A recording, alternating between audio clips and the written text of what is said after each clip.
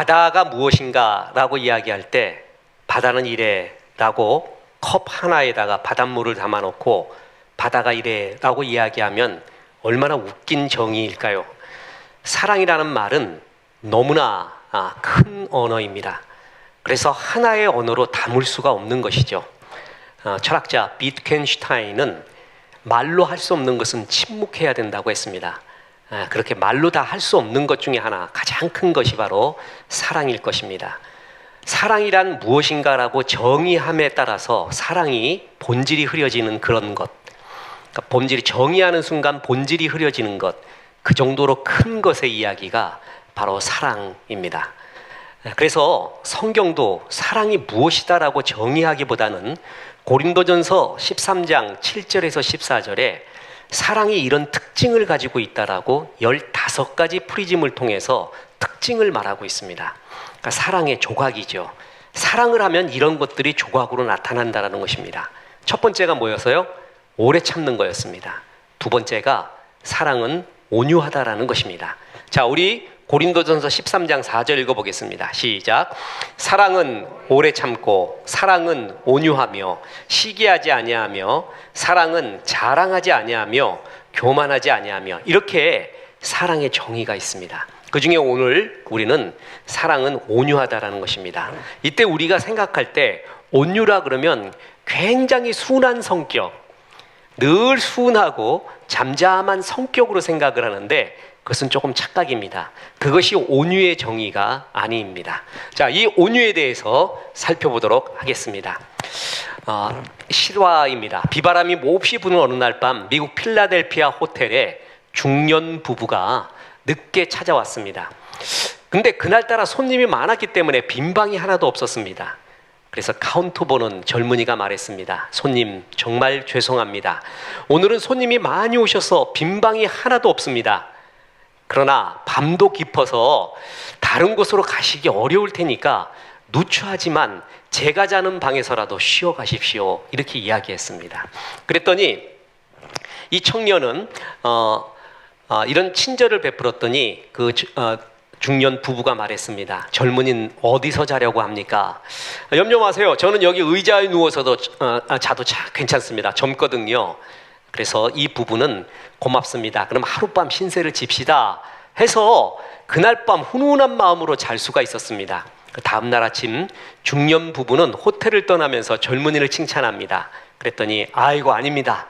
제가 해야 할 일을 했을 뿐입니다. 다음에 오시면 그때는 꼭 좋은 방을 드리겠습니다. 손님 안녕히 가십시오. 이렇게 말했습니다. 그런데 그로부터 2년 후 청년은 생각지도 못한 한 통의 편지를 받습니다. 나는 2년 전 비바람이 몹시 몰아치던 그날 밤 그 호텔 카운터의 젊은이 방에서 자고 갔던 사람입니다. 뉴욕에 멋지고 큰 호텔을 새로 지어놓고 당신을 기다리고 있으니 이 호텔의 경영을 맡아주었으면 좋겠습니다. 이런 편지가 왔습니다. 그 노신사의 이름은 윌리엄 윌포드 아스톨.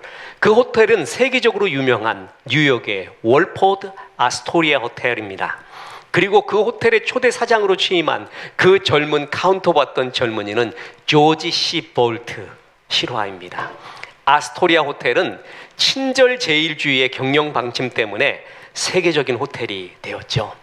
이것이 월도프 아스토리아 호텔이 만들어지고 초대 사장이 오게 된 아주 아름다운 일화입니다. 방이 없으니까 그냥 돌려보내도 그는 한 일을 다 한 거죠. 근데 조지 볼트는 감동의 차원까지 친절과 배려를 했습니다. 주님은 성도들이 행해야 될 삶의 자세를 이렇게 말씀했습니다. 마태복음 5장 41절, 누구든지 너로 억지로 오리를 가게 하거든 그 사람과 얼마를 동행하라고요? 10리를 동행하라. 자, 이때 오리가 뭡니까? 이건 욕먹지 않은 선입니다. 욕먹지 않은 선까지, 이까지만 해도 욕먹지 않습니다. 누가 뭐래도 그 정도 했으면 잘했다고 말합니다. 너희는 그까지 하지 마라. 10리를 가라. 곱하기 2를 하라고 합니다. 욕먹지 않을 만큼 하는 사람은 주님도 욕먹지 않을 만큼만 축복해 줍니다. 그런데 감동스러운 섬김을 하잖아요. 그러면 감동스러운 축복이 옵니다. 여러분 요즘 세상이 어떻습니까? 오리 가자 그러면 3리나 1리 가는 것이 세상이고요. 오리 중에 5리까지 가는 사람은 굉장히 그래도 괜찮은 사람이라고 봅니다. 그 중에 10리 가는 사람이 있습니다. 여러분 이것은 삶의 라이프 스타일로 마음에 진짜 새겨야 됩니다. 10리까지 갑시다. 그럼 이 사람은 알고 있거든요. 기준이 5리 정도만 되는데 10리까지 온 것은 그것은 정말 그것이 감동이 됩니다. 아까 그 월퍼드 호텔의 청년 조지 볼트 청년을 보십시오. 그냥 방이 없습니다. 안녕히 가십시오. 이러면 돼요. 누가 뭐라 그러지 않아요. 방이 없는데. 그렇죠? 근데 자기 방을 내어줍니다. 이건 스토리죠. 감동적인 스토리입니다. 그랬을 때 사람들이 기억에 남는 겁니다. 주님은 5리 정도까지 하지 마라. 감동을 받는 심리까지 꼭 그렇게 해야겠습니까? 예, 그렇게까지 하십시오. 그게 승리의 비결입니다. 이게 온유입니다. 자, 사랑은 오래 참는다 그랬죠? 오래 참는 것은 견디는 것입니다. 화를 내지 않는 거예요. 근데 온유는 거기에 플러스 친절까지 베푸는 것입니다. 그 친절이 뭐냐 하면 감동적인 친절이라는 것이죠. 예, 그럴 때 사람은 정말 그 감동에 젖습니다. 왜냐하면 세상이 그렇지 않기 때문에 그렇습니다. 그래서 이 온유함을 가지고 있는 사람은 정말 큰 무기가 됩니다. 세상과 다른 사람이 됩니다. 그래서 온유한 자가 뭐라고요? 땅을 기업으로 받는다고 얘기할 정도입니다. 결국 이런 사람들이 이기게 됩니다. 오늘 그 온유에 대해서 나누고자 합니다. 사랑은 온유합니다. 온유란 적극적인 친절입니다. 적극적인 친절을 베푸는 행위이고 태도입니다. 자, 다시 고린도전서 13장 4절 보면 사랑을 오래 참고 사랑은 뭐라고요? 온유하며 라고 했습니다. 이때 온유하며로 번역된 크레스튜에타이 요게요 온유한 자는 복이 있나니라고 산상수훈에 나온 그 온유와 이때 나오는 온유가 다릅니다. 조금 산상수훈에서 나오는 온유는 프라우스라고 이야기하고 나중에 설명을 하겠습니다. 여기는 뭐냐면 크레스튜에타이라고 해서 번역이 굉장히 어려운데 어떤 번역에서는 친절한으로 번역되어 있습니다. kind. 그러니까 이게 더 옳은 가까운 뜻입니다. 그래서 단순히 인내하는 것, 참고 있는 것, 오래 참는 차원에서 벗어나서 선의로 봉사하는 행위까지 가는 것, 그거를 온유라고 이야기합니다. 자, 이 단어는요, 크레스튜에타이는 사랑은 온유합니다 하고 베드로전서 2장 3절에 나오는 그리스도의 인자하심 할 때 그 인자, 그 두 개만이 크레스토스라는 단어에서 나온 이런 온유라는 단어입니다. 그러니까 한쪽에서는 온유라고 번역했고 한쪽에서는 뭘로 번역한 거예요? 인자로 번역합니다. 그래서 크레스토스. 이게 사실은 카인드, 이게 제일 그래도 제일 맞는 뜻입니다. 친절하다라는 것이죠. 너희가 주의 인자하심을 맛보았으면 너희도 그렇게 해라. 친절하신 주님. 자, 사랑은 오래 참습니다. 사랑은 온유합니다. 이 둘은 오래 참음과 온유함은 사랑의 오른팔과 왼팔입니다. 자, 오래 참음과 온유함이 사실상 한 가지 성품이라는 것입니다. 오래 참는 사람은 온유합니다. 온유한 사람은 또한 오래 참습니다. 오래 참지 않는 온유함은 위선이고 온유함이 없는 오래 참음 또한 가짜입니다. 이 둘이 있어야 돼요. 그런데 온유함은 여기서 한 걸음 더 나간다라는 거죠. 그럼에도 불구하고 오래 참음과 온유함은 구분이 되는데 오래 참음이 뭔가 시작되는 걸 기다리는 거예요. 참고. 그런데 온유함은 시작을 하는 겁니다. 오래 참음이 인내하며 받아들이는 것이라면 온유함은 주는 것입니다. 그래서 온유하다라는 것은 심리적, 정적인 표현이 아니라 동적인 표현입니다. 행동적인 의미를 갖고 있습니다. 오래 참음이 견디다의 의미를 둔다면 온유는 베풀다에 더 큰 의미를 두고 있습니다.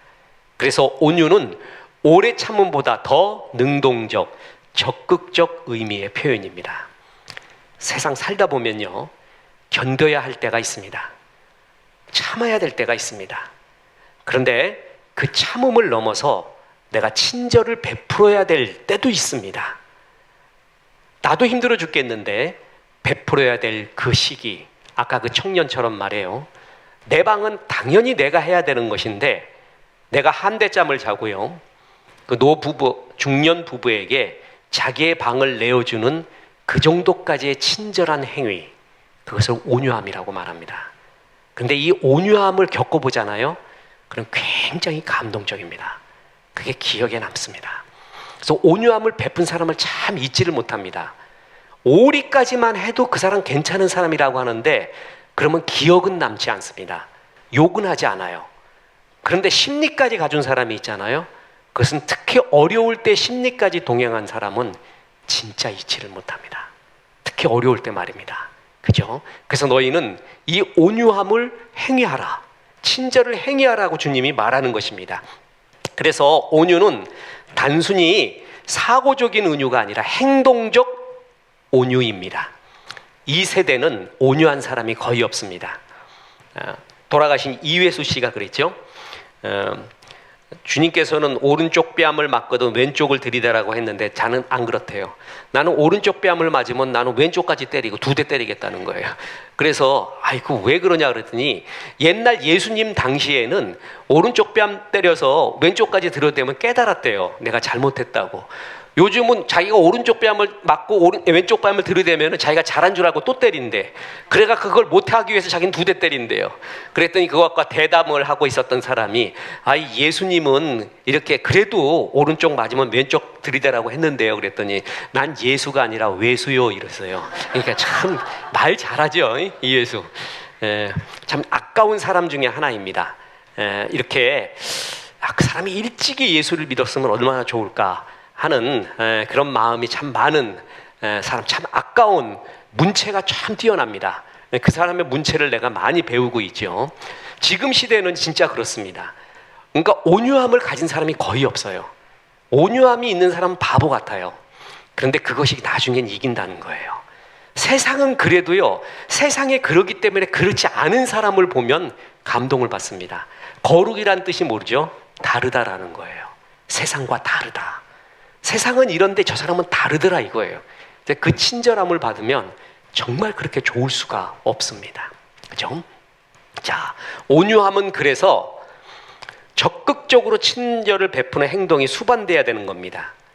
온유는 부드럽고 맑고 친절한 태도로 다른 사람을 돕는 행위고요. 2가지가 있는 겁니다. 따뜻한 태도 그리고 친절의 행위, 2가지가 다 있어야 된다는 것이죠. 자, 어떤 것인가? 어느 크리스찬 농부 실화 이야기입니다. 이 사람은 유명한 기독교 지도자이기도 했습니다. 중국에서. 이 사람이 밤늦게까지 자기 논에 물을 댔습니다. 논에 물 대는 거 생명이잖아요. 근데 아침에 가보면 논물이 다 빠져 있는 거예요. 옆 논의 주인이 물을 다 빼간 겁니다. 얼마나 얄밉습니까? 화가 났습니다. 그래도 성도라 해서 참았습니다. 근데 다음 날도 또 그랬어요. 또 참았습니다. 용서했습니다. 주님이 70번씩 7번이라도 용서하라는 심정으로 화를 억누르고 용서하고 참았어요. 그런데 마음에 평화가 없었습니다. 기쁨이 없었습니다. 말씀대로 순종했는데도 평강이 없었어요. 그래서 왜 그런가라고 기도했어요. 하나님, 내가 말씀대로 용서했고 화도 내지 않았는데 왜 평화가 없습니까? 그랬더니 주님이 그 마음속에 응답을 주셨는데, 이놈아, 옆논에 먼저 물을 대줘라. 환장하는 말입니다. 그래가지고 농부는 다음날 일찍 일어나서 상대편 논에 먼저 물을 대주고 자기의 논에 물을 댔습니다. 그랬더니 진짜 마음이 편해졌습니다. 상대편 이웃도 와서 사과를 합니다. 잘못했습니다. 미안합니다. 이게 세상을 바꾸는 온유의 힘입니다. 자, 다르죠? 다른 거예요. 그러니까 예를 들어서 내 돈 물 빼갔어요. 그러면 언 놈이 내 돈 물 빼갔어. 그러면 나는 안 했어. 그러고 싸우는 거예요. 그때부터. 그죠?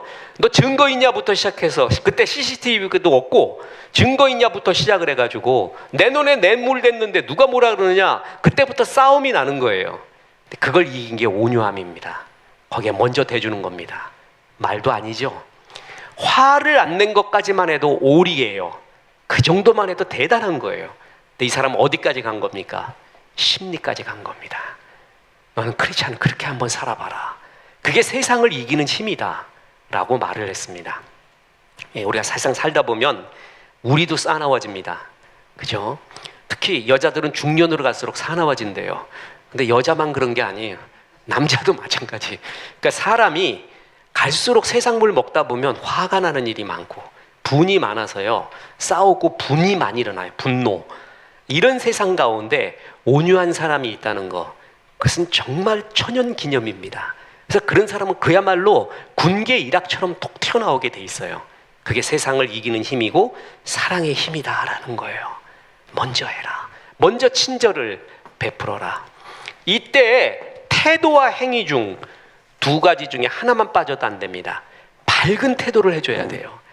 문에 대주면서도 완전히 그냥 막 화내면서 건드리면 죽는다는 심정으로 논에 물 대주면 안 되는 거예요. 친절한 눈으로 해주는 거예요. 친절하게. 그리고 화를 안 내요. 화를 안 내고 친절한 태도는 있지만 행위까지 안 가요. 그래도 아니에요. 밝은 태도 그리고 친절한 행위 두 개까지 다 가야 됩니다. 이게 굉장히 중요합니다. 그러니까 부사역자들에게 성도님이 늦게 오는 경우도 있다. 주일날. 그러면 사역자가 이렇게 생각할 수가 있습니다. 아니 예배도 늦어? 그래갖고 성도의 자세야? 저도 처음에 그렇게 생각한 적이 있습니다. 그리고 예배 와서 자? 하나님 말씀도 하나도 마음에 새기지도 않고 맨날 아멘만 하고 있네. 아멘. 그건 아닌 것 같은데요. 이러고 있어요. 그러면은 내 암만 전해도 무슨 소용인가? 이게 화가 날 경우가 있죠. 그런데 그래도 교회 와서 자는 게 얼마나 좋은가? 그리고 얼마나 세상살이 힘들면 교회 와서 저렇게 잠을 자겠는가? 목사가 그걸 이해해 줘야 돼요. 교회 와서 자니 다행이지 술집에서 자는 것보다 100배 낫구나. 그리고 기어코라도 오는 게 낫구나. 기어코라도 늦게라도 오면 된다. 옛날 어느 교회는요, 늦게 오는 사람 안 받는다고 문 걸어 잠근 교회가 침례교회에서 있었습니다. 그래서 대단한 획기적인 교회로 얘기했다. 그 교회 문 닫아 버렸어. 진짜 문 닫았어. 저는 처음부터 아니라고 그랬어요. 처음부터. 그건 훈련도 아니고 아무것도 아니다. 그래서 성도들이 오면은 반드시 친절하게 자리 빈 데 있으면 저기요 절로 가세요 이러지 말고 가서 안내해드려라.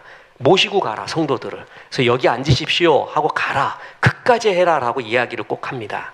이게 훈련하는 거죠. 성도들이 거기서 얼마나 위로를 받고 기뻐하는지 모릅니다. 그냥 늦게 와서도 힘들어 죽겠어 어디 자리 있는가라고 보는데 절로 가세요 틱틱거려 버리면 상처 입어요. 상처. 그리고 삐짓고 앉으려면은 이 사람이 지금 여기 앉아 있는데 내가 삐짓고 들어가려면 어떻게 되겠어요? 근데 사역자가 가서 좀 죄송합니다. 이쪽으로 좀 부탁합니다. 이렇게 하면은 사역자가 그러는데 화낼 사람은 거의 없습니다. 한 사람이 있었습니다. 그 사람 누군지는 말 않겠습니다. 아주 옛날에. 근데 거의 다가 비켜줘요. 그럴 때 내가 친절함을 받았구나. 예우를 받았구나라는 기쁨이 있죠. 그게 온유함이라는 것입니다. 온유함은 저 사람이 자격이 없어요. 자격이 없는데도 저 사람이 감동할 만큼 내가 친절을 베풀어 주는 겁니다. 왜냐하면 자격 없는 우리에게 하나님이 그렇게 친절을 베풀지 않았습니까? 예수까지 보내주셨고요. 나 같은 죄인이 용서함 받아서 주 앞에 옳다함을 얻었잖아요. 그 감격이 있을수록 그렇게 해주고 싶은 거예요. 그렇게 하는 것이에요. 자, 실천한다 그랬죠? 택시를 타면은요, 빳빳한 1,000원짜리하고 교회에 수없이 비치되어 있는 전도 사진 그리고 소책자를 가지고 가십시오. 그래서 택시 기사 아저씨한테 미리 줘야 돼요. 내릴 때 주는 게 아니라 기사 아저씨 수고하십니다. 건강하시기 바랍니다. 하고 전도 사진하고 1,000원짜리를 먼저 딱 드려요. 그러면 거기서 화내는 사람 하나도 없습니다. 하나도 없습니다. 축복을 해주고 1,000원을 주는 거예요. 그럴 때 그 사람 받고 아주 기뻐하죠. 우리 교회 전도지, 전도 사진 만들어 놓은 거 제일 잘 쓰는 게 우리 김소진 자매예요. 소진 자매가 진짜 지금 전도 왕입니다. 그래서 그것 때문에 교회도 오고 거기서 그 친절과 그런 메마른 세상 속에서 그 온유함을 받을 때 사람들이 감동을 하는 거예요. 그 아주 밝은 태도로, 그것도 그냥 완전히 화내갖고도 한 대 때린다라는 심정으로 주면은요, 그거 기분 나빠서 받겠습니까? 환한 얼굴로 전도하는 거예요.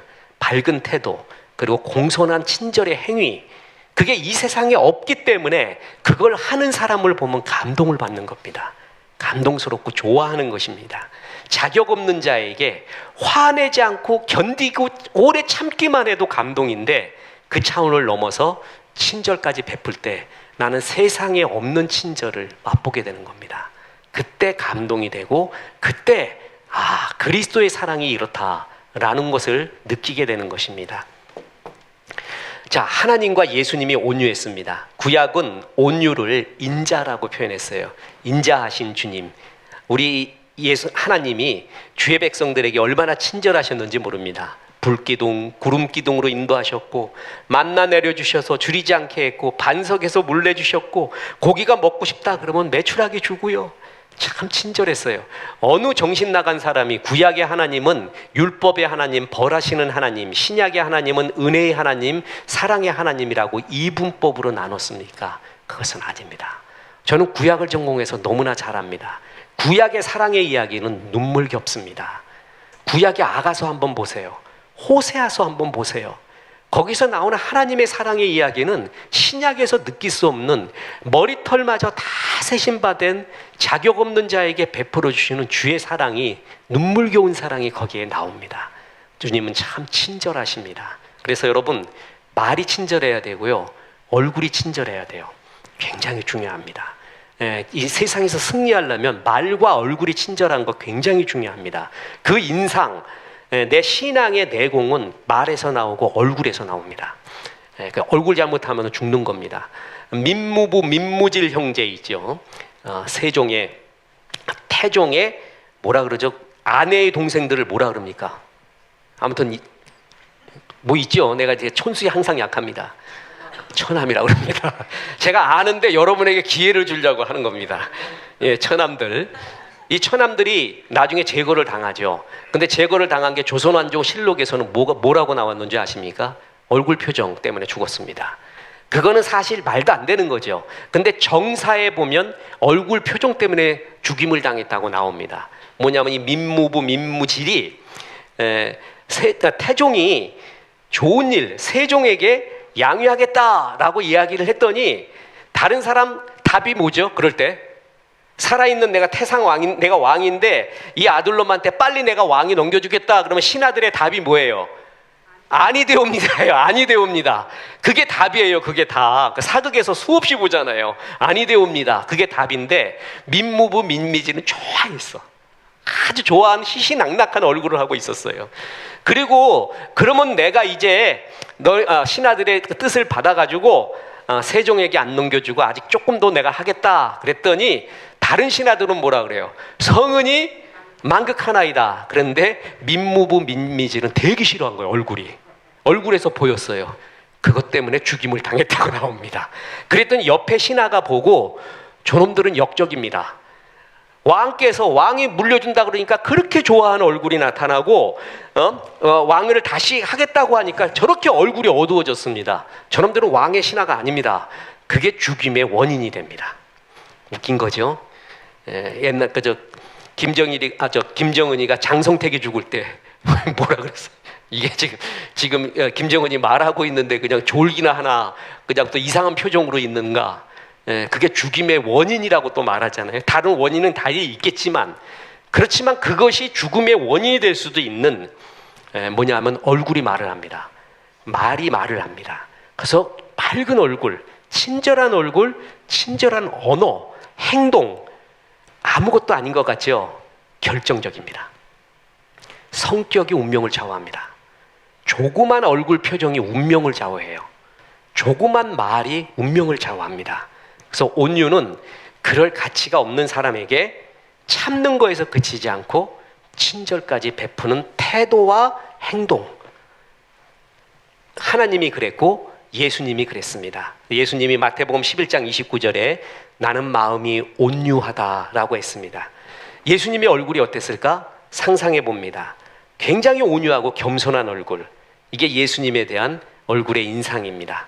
성도들이 목사님들 보고 저 목사님 맨날 화난 것 같아요. 그럼 뭔가 불만이 있는 것 같아요.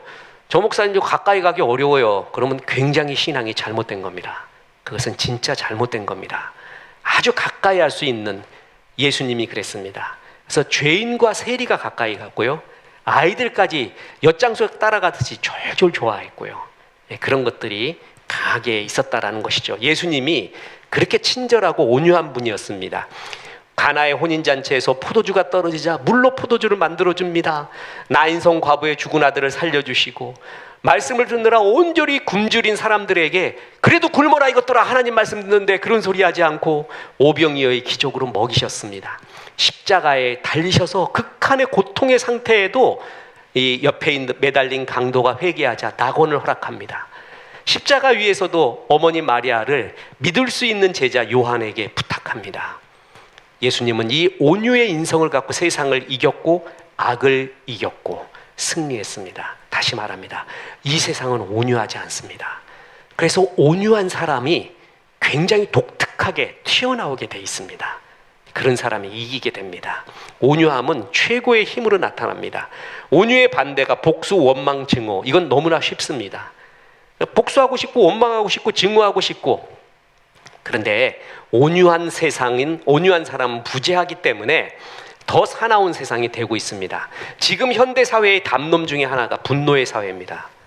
자, 이게요, 지금 이 세상을 얘기하는 담론이 뭐냐면은 양극화라는 것입니다. 양극화. 양극화는 우리나라에만 있지 않습니다. 나는 우리나라에만큼은 없으면 좋겠다고 생각을 했습니다. 제발 정치인들이 그것을 나누지 않고 그걸 정치적으로 이용하지 않기를 정말 바랬습니다. 양극화를 나누지 않아야 되는데 사실 지금 미국이 양극화죠. 그리고 유럽도 양극화고, 유럽도 그렇고요, 미국도 그렇고 캐나다도 그렇고 거의 다 양극화의 담론이 있습니다. 이 미국 어디부터 나온 그 양극화의 시작이 있습니다. 그랬더니 정치하기도 편해지고 좋아지고 갈라치기 좋고, 그게 전 세계에 요도같이 퍼져 있고 우리나라도 그렇습니다. 그리스도인은 달라야 됩니다. 세상에 그래도 그리스도인은 달라야 됩니다. 거기에 휩싸여서는 안 됩니다. 자, 그래서 이 세상은 양극화가 하나의 담론이고요, 또 하나가 분노라는 것입니다. 분노. 그러니까 왠지 모르는 분노가 있어요. 그래서 어떤 나라든 집권당이 절대 지지를 못 받는 세상이 됐습니다. 언놈이 서도 다 싫어해 이제. 언놈이 들어서도 저놈 정치를 못한대. 그게 전 세계적인 담론입니다. 사람들 마음에 뭐가 있는 거예요? 분노예요, 분노. 알 수 없는 분노와 양극화가 지금 많은, 사나워지는. 그런데 다시 말했죠. 왜 세상이 그러냐고요? 오늘 로마서 아침에 성경 공부할 때 세상 볼 때 괴로울 때마다 뭘 보라고요? 로마서 1장 보십시오. 그리고 창세기 1, 2, 3장 보세요. 그럼 마음이 자유롭다 그랬죠? 당연한 것입니다. 더 그렇게 돼갈 것입니다. 세상은 사나워지고 온유한 자 없어지고 더 불편한 세상으로 점점 더 가게 될 것입니다. 하나님이 예언해놨고 그 세상으로 가고 있는 중입니다. 돈만이 남고 이데올로기도 없어지는 세상, 그리고 분노가 가득하고 양극화가 가득한 세상으로 점점 더 가고 있습니다. 근데 그리스도인은 그러지 말아야 된다는 거예요. 그 속에서도 그러지 마라. 너희만큼은. 그래서 세상 사람들이 이러는 거예요. 세상이 다 그렇게 다는데 니네는 좀 안 그렇구나. 니네는 정말 안 그렇구나. 그게 그리스도인의 힘이 되어야 된다라는 것입니다. 자, 지난번에 제가 만든 한자에 대해서 말해줬죠.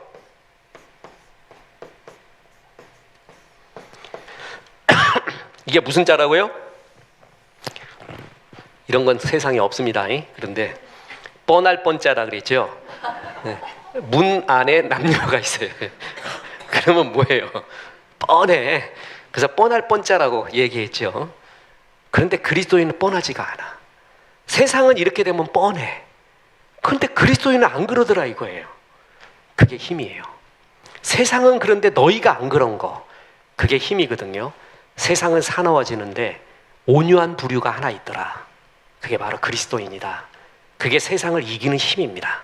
성도는, 그래서 하나님은 우리에게 이 온유를 기대하고 있는 것입니다. 이 온유하면 최고의 대인관계가 됩니다.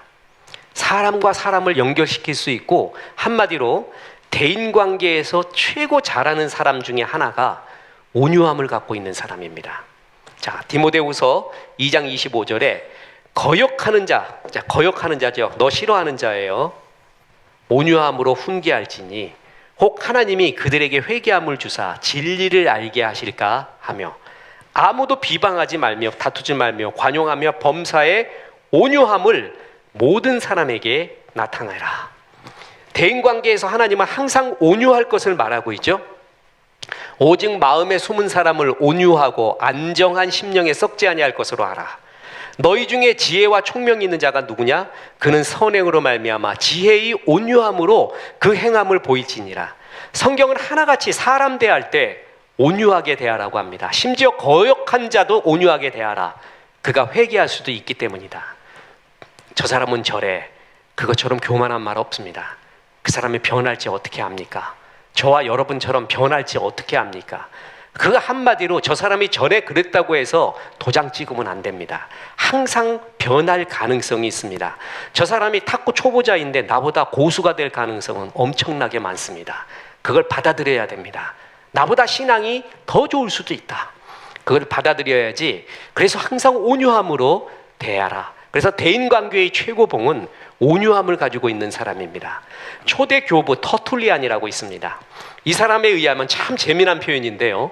초대교회 당시 이도교들이요, 다른 사람들이 그리스도인을 부를 때 크리스티아니, 이게 크리스찬이라는 뜻이에요. 크리스티안이라고 부르지 않고 크레스티안이라고 불렀습니다. 자, 크리스티아니는 뭐냐면 그리스도인을 의미하고요, 크레스티아니는 온유를 뜻하는 헬라어에서 비롯됐어요. 어떻게 보면 굉장히 워드플레이, 언어 유희 같죠.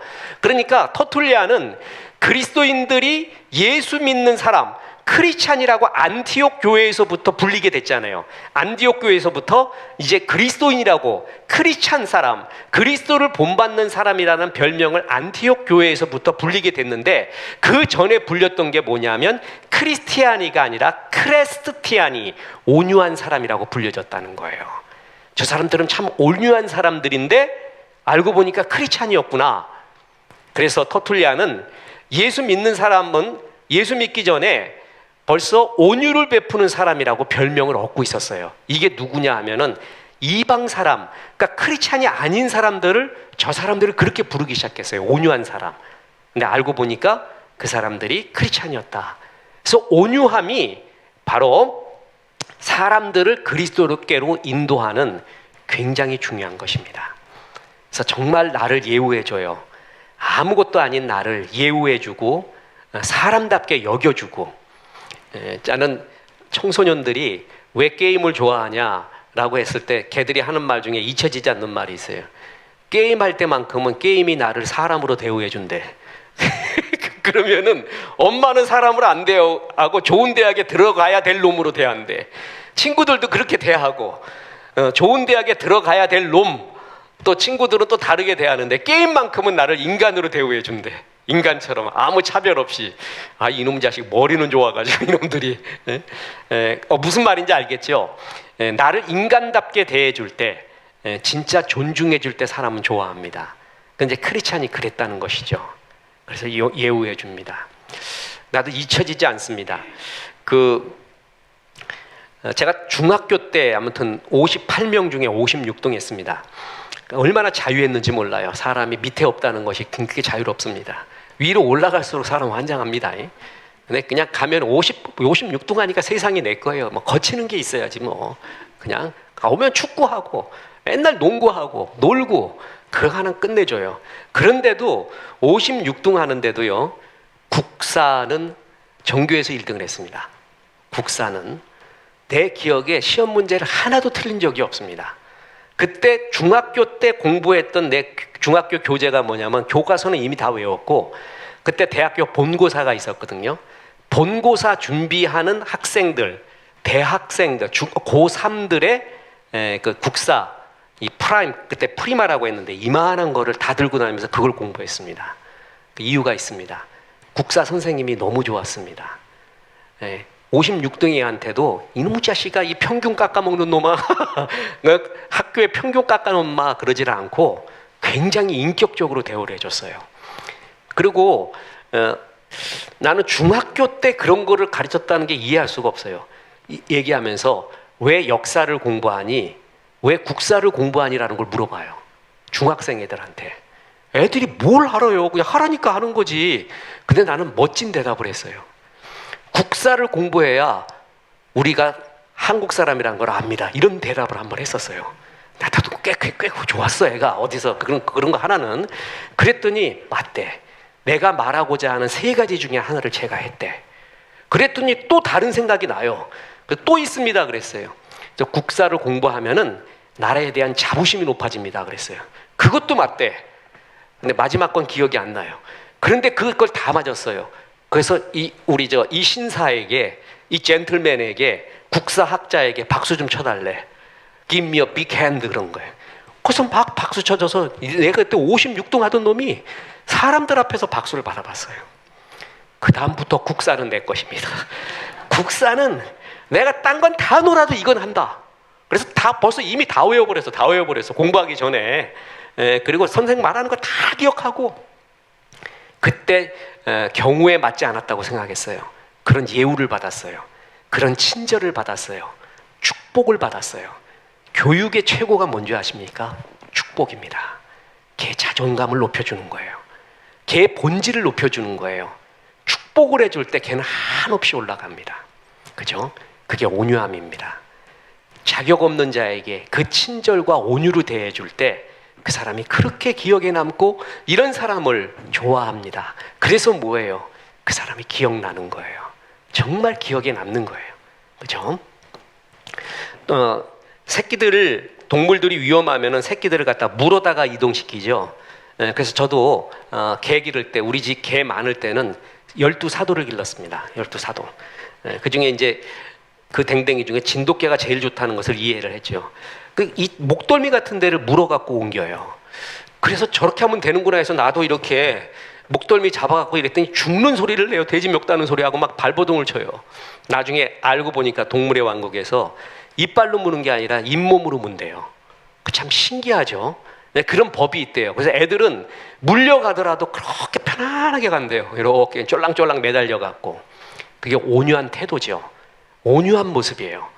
그럴 때는 훈계를 받고 이렇게 끌고 가더라도 기분이 좋아요. 근데 어떤 사람은 옳은 말을 해도 싫어요. 왜냐하면 그 태도. 그때 이거 어투. 그래서 욥이 세 친구의 이야기를 듣고 말했잖아요. 옳은 말이 어찌 그리 괴로운 거. 참 기가 막힌 말 아니에요. 알아요. 나 틀린 거 알아. 근데 저 사람이 지적하면 너무 싫어요.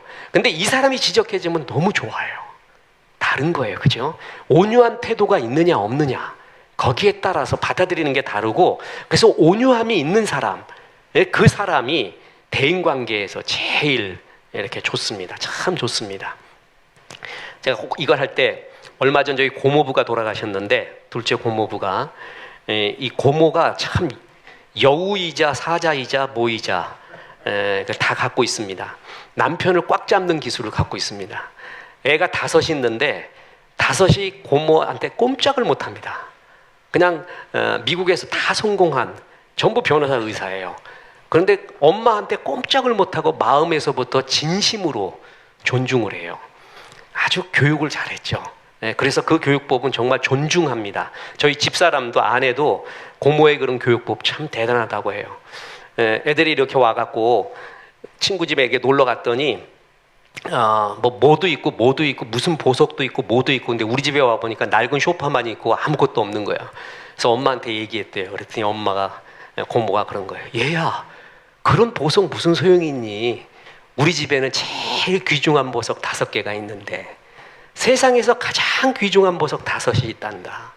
난 그 보석처럼 소중한 걸 이제까지 보지 못했어. 그거를 애들이 초등학교 1, 2, 3학년 때 그때 그런 얘기를 해주는 거예요. 그때 그런 얘기. 걔들이 그걸 잊지를 못하는 거예요. 이렇게 공항에서 미국에 계셨으니까 미국에서 올 때 뭐 이렇게 물건 검사를 하는데 너무 좀 이렇게 부당하게 막 검사를 했나 봐요. 그러니까 고모가 막 화가 나가지고, 야, 너무 시간도 걸리고 우리가 무슨 마약 소지한 것도 아니고 왜 우리 갖고 그러십니까? 라고 막 화를 냈어요. 그러면서 조금 높은 사람 매니저 좀 데리고 와보라고. 그러니까 미국에서는 껄핏하면 매니저 데리고 오라 그러거든요. 매니저 데리고 와보라고 막 그랬더니 일하는 사람이 그래서는 되겠냐고 여기서 이제 당신들이 검사 받는 게 당연하다고 그래요.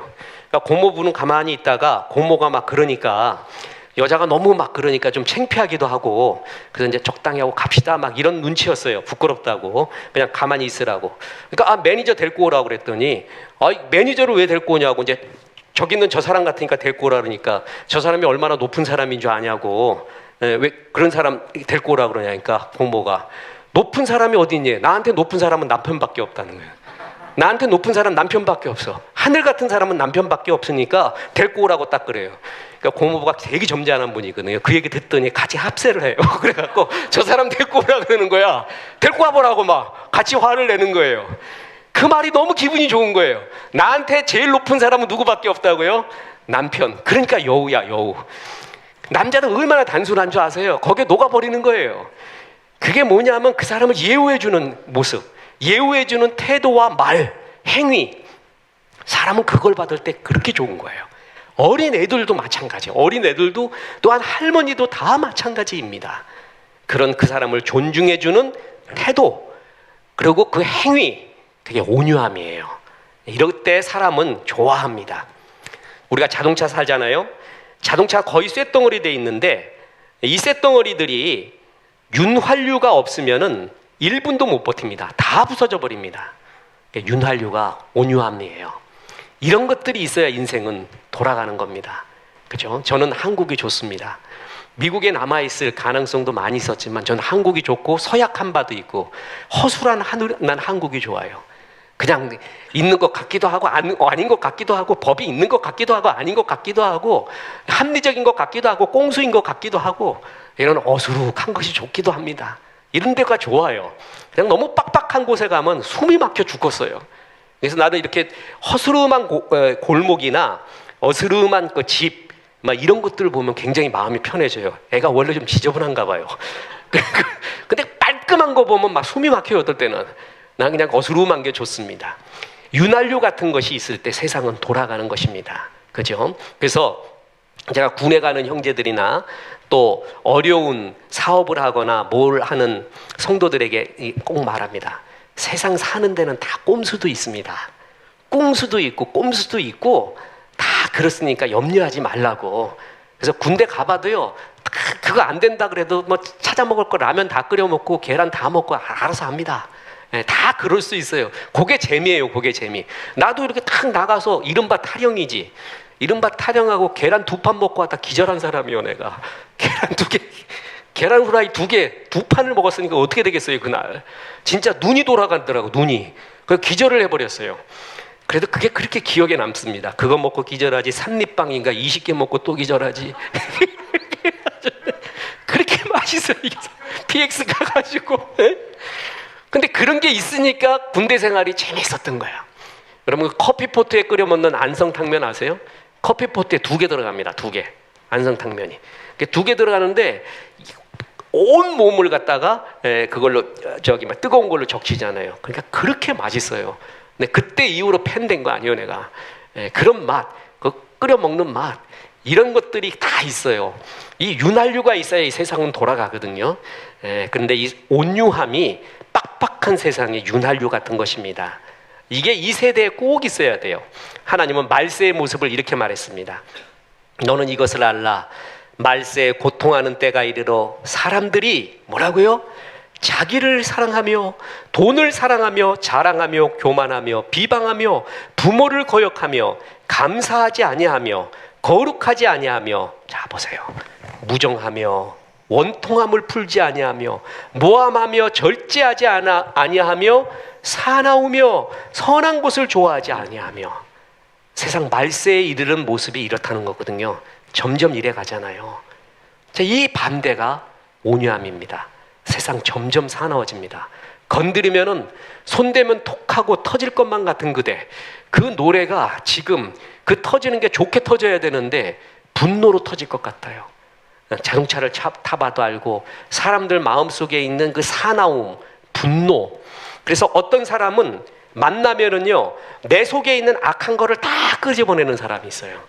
내가 이렇게 악하다는 것을, 악할 수 있다는 걸 다 끄집어내요. 근데 어떤 사람 만나면 내 속에 있는 선한 것을 다 끄집어내요. 내가 이렇게 선할 수 있다라는 것. 온유함을 가진 사람은 내가 온유함으로 대하며 그 사람을 선으로 대하며 선을 다 이끌어냅니다. 그러니까 이 세상이 이렇게 사나워질수록 필요한 것이 온유함입니다. 이 온유한 친절, 온유한 얼굴, 온유한 태도, 온유한 말, 그게 지금 정말 그립습니다. 그런 사람이 그렇게 좋습니다. 그 얼굴도 이렇게 항상 웃고 있고 이렇게 가까이 가서서 친절하고 말해요. 말도 그렇게 하고요. 이럴 때 참 이 세상에 없는 사람 같구나, 이 세상이 그렇지 않은데 그런 것 같구나 하고 그렇게 좋아질 수가 없습니다. 그래서 이러한 어두운 세상, 사나워지고 그리고 악한 것이 더 드러나는 세상 가운데 너희는 온유함으로 살아라. 사랑은 오래 참는다. 견뎌라. 부당한 일 당해도 어떨 때는 견디는 것이 답이고 견디는 참음이 너에게 있어야 된다. 그런데 거기서 그치지 말고 감동할 정도로 친절으로 대하라. 자격 없는 자를 너를 사랑했듯이 너 또한 그렇게 해다오. 이것이 주님이 이 땅에서 우리에게 바라고 있는 온유라는 것입니다. 그래서 온유한 사람 보면 그렇게 좋습니다. 저는 온유라는 이름 가진 사람 많이 봤습니다. 근데 그 사람 굉장히 화를 많이 내는 걸 보고 내가 이름을 좀 바꿨으면 좋겠어. 이름 그 온유라고 했으면 그 참 괴로워 죽겠어요. 그 온유가 아니야. 내가 보기에는 화도 그렇게 잘 내요. 온유한 사람이 점점 그리워지고 교회에도 이런 사람이 있으면 다 좋아합니다. 세일즈맨의 신화라고 하는 세일즈를 잘했던 사람의 수기를 봐도요, 결국 이기는 게 이런 친절이래요. 그 진심으로 이해해주는 친절과 배려, 거기에 다 녹아간다고 합니다. 아이들까지 온유함으로, 노인들까지 온유함으로 대해줄 때 그 사람은 정말 힘 있는 자가 됩니다. 그리고 이 세상은 그런 사람을 필요로 합니다. 사랑은 온유합니다. 자격 없는 자에게 참는 것을 넘어 오리를 넘어 심리까지 좋은 태도와 좋은 행위로 그를 축복해 줄 때, 이것이 사랑이 갖고 있는 하나의 중요한 특성이요, 크리스찬들이, 그리스도인들이 우리가 추구해야 되는 중요한 특징 중에 하나입니다. 온유한 자 되어서 땅을 기업으로 받는 귀한 종들 되기를 주 예수의 이름으로 축원합니다. 기도하겠습니다. 사랑이 온유하다는 주의 말씀에 고개를 숙입니다. 화를 낼 때 화를 냈고 세상 사람들과 같은 똑같은 말을 하였고 똑같은 분노를 품었고 똑같은 행위를 했던 저희들을 용서하시고 그리스도께서 그리도 친절하셨던 것처럼 우리도 그 친절함이, 온유함이 넘쳐서 이 세상과 다른 삶을 살 수 있도록 도와주옵소서. 온유함으로 많은 영혼을 인도할 수 있도록 도와주시옵소서. 예수님의 이름으로 기도했습니다. 아멘.